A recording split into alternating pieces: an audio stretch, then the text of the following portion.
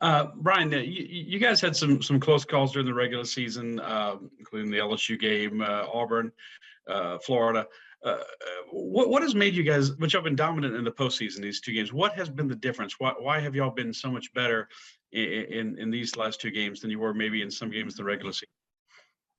Well, I think some of those close calls we had during the season, just helped us, play to the final second of the game and, just had to battle with a team all the way to to the end of the game. And, with those experience, just going to other games, we have experience, just playing until the last second.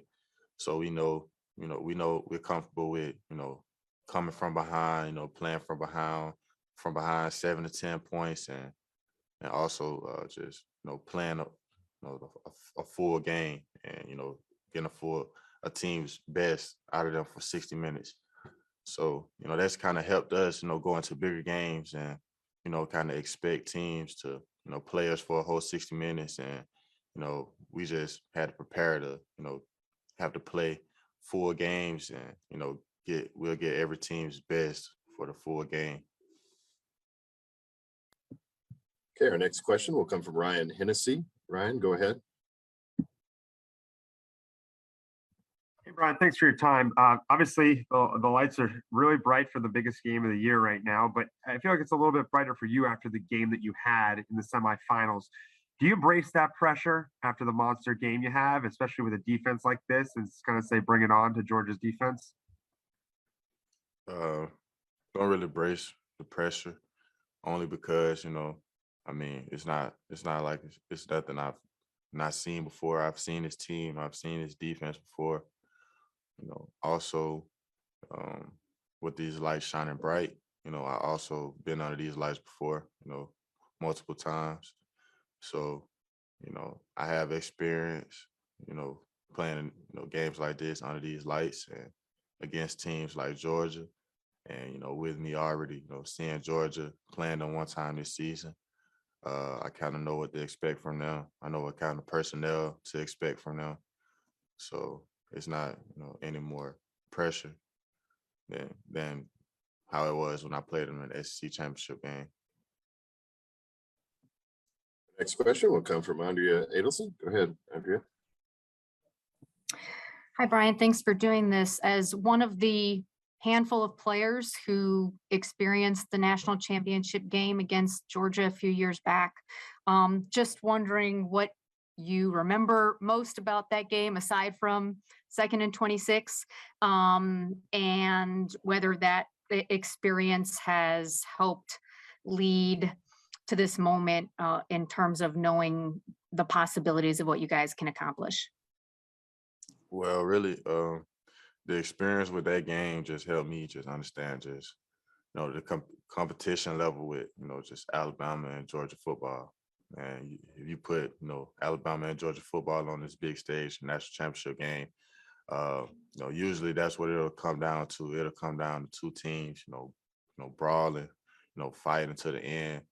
And, just with that game, we had to make several adjustments on both sides of the ball, on the offense side of the ball and the defense side of the ball.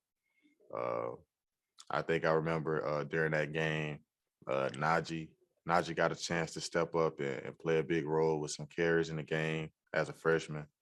And Tua got a chance to come in the second half and lead the team, to a win. So, everything wasn't going perfect for us that day. We still had to make some adjustments on the offense side of the ball and defense side. And, just being a team, just preparing, for the opportunity, when it came, a lot of guys stepped up when their numbers were called. Tua, threw the ball to Smitty, to end the game on 2nd and 26. And both of those guys were freshmen who probably didn't play that much that year or, made as many plays that year as they might have wanted to. But those guys won the championship game for it. Next question will come from Bill Bender. Go ahead, Bill.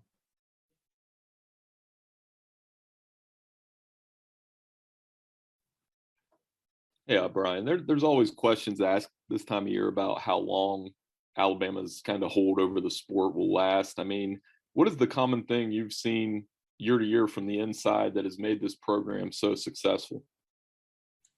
The main thing I've seen from the inside just over the years is, it don't matter who walks to this building, or for whatever role, whatever coaching role, or whatever player that walks into that building, is the same type of mindset. Everybody comes in there and just grinds day in and day out. Coaches come and go. You got players going out to the draft every year, and you got guys who step up every year and play a significant role for this team, probably a much bigger role than they played the year before. But it's one of those places where you're going to get better with the people around you and the coaching staff. Everybody push each other to get better every year, so that we can have the opportunity to play for back-to-back SEC championships and go to the playoffs back-to-back years, because we prepare the same way, if not harder, every year. Our next question will come from Nick Kelly. Go ahead, Nick. Hey, B-Rob, coach's jacket that he wore on the plane yesterday, had you guys seen him wear that before? And if that was the first time, how did the team react when you guys saw that? That was probably my first time seeing Coach wear that jacket. But, we was coming up here to Indianapolis. We knew it was going to be real cold outside. He told us to grab a coat. And, we reacted to, that was the coat he grabbed, to keep himself warm for our time being down here. Our next question will come from Rocco DeSangro. Go ahead, Rocco. Hey, Brian, you've been in Tuscaloosa for a long time, specifically at Alabama. Have you had a chance to look back and reflect at your journey over the years, from a reserve running back to now starting on college football's biggest stage? And what is some advice that Coach Saban or maybe someone else has given you over the years that has really stuck with you throughout this whole process? Well, just reflecting on my time here, it's been 4 or 5 years, and just for all the progress that I made over the years, just really just having Coach Saban to just always be there to motivate me, when things weren't always going my way, just constantly repeating, just be where your feet are, and, trust the process. And, it's something that could go through one ear and go out the other when you hear it so much, when somebody says, repeat those lines so much, but it's something that's so important. It's something that most people should pick up on, because it could help you, in situations where, you got to trust the situation that you're in, trust the process that'll lead you to, where you want to go. Our next question will come from Charlie Potter. Go ahead, Charlie. Yeah, hey, Brian, you've mentioned how this is your fourth national championship game appearance. Just for some of the young guys that are going to be playing in this or on the sideline for this the first time, what's your advice to them getting ready for Monday's game?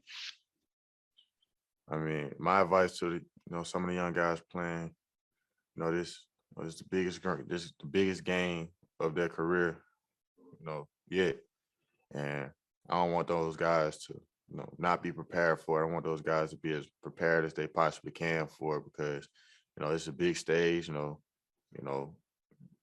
two great teams playing against each other. Well, you don't want to be that one player on that team who lets the team down because you weren't prepared enough, or you make mental errors or mistakes on the field that affects your side of the ball. So, my biggest advice to those guys is to, prepare as hard as they possibly can, so that they, they'll be ready for, that opportunity to start or play a lot as a young guy. Our next question will come from Mike Griffith. Go ahead, Mike. Hey, Brian, congratulations on a great season. Really appreciate the genuine quality of your answers. Really good interview. You have played with a lot of different great players at Alabama, different quarterbacks. So kind of a two-parter here. One, how would you describe Bryce's mobility as being different than Tua and Jalen? And two, Was there a moment when Bryce kind of won you over? A lot of times these guys come in highly ranked, but obviously they have to earn their respect behind closed doors and on the field. So those are my two questions, just comparing his mobility to Tua and Jalen and kind of your Bryce Young moment. Bryce's, mobility is just different, because obviously, he's a lot smaller than the other guys. And so he can cover himself up real well. He can move around the pocket, he can move out of the pocket. He has speed, he has a powerful arm. He pretty much can do everything, any other quarterback can do, but the thing that just separates him is his fact to duck and avoid and shed tacklers, because his size and ability to, scramble and, get out of the pocket. And, just with Bryce, this whole year, he's earned respect from not just me, but, everybody on University of Alabama football team, just by, everything, like just stepping up into his role and, and handling his business like as a professional. And, he's just done that on a high level all year, and beside me, a guy who's a fifth-year senior who's been here around a lot of great players, seeing that from somebody who's, a lot younger than me, just kind of helped me. I kind of saw him on the level of the older guys, and it made me feel good because he felt like, that he was mature and he was ready for his opportunity. He prepared himself for it, and, he left no doubt, every time he went out on the field. Okay, our next question will come from Jeff Spiegel. Go ahead, Jeff.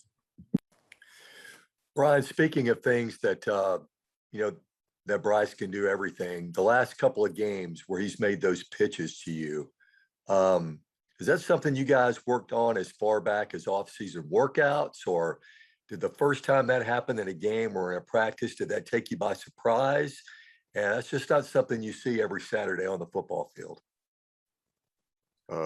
Really, this come from, our quarterback, running back chemistry, just the chemistry we've built, just playing beside each other all year, and, that also comes from me just kind of being in the right place at the right time, and it's just playing football, being instinctive with the ball.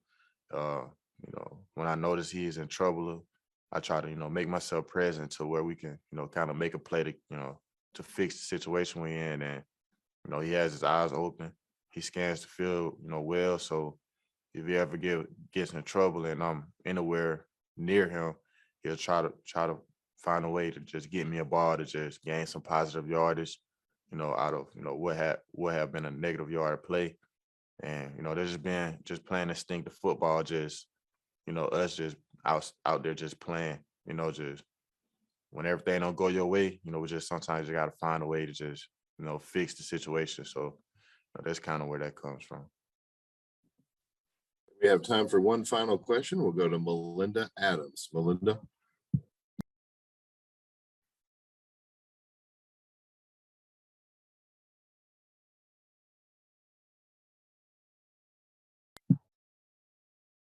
All right, Melinda, go ahead and unmute your line if you have a question.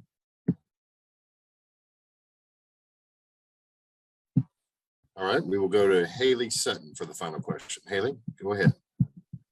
Hey, Brian, with this being your senior year, capping it off with another national championship appearance, I guess what's your mentality been like going into this final game for you in your career?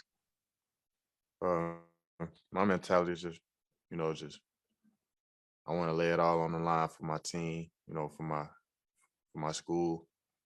With this being my last time suiting up for Alabama, I just want to leave no doubt that, this university is like truly like in my heart, and I love it, and I'll do anything to just see us come out on top, one more last time before I have to leave.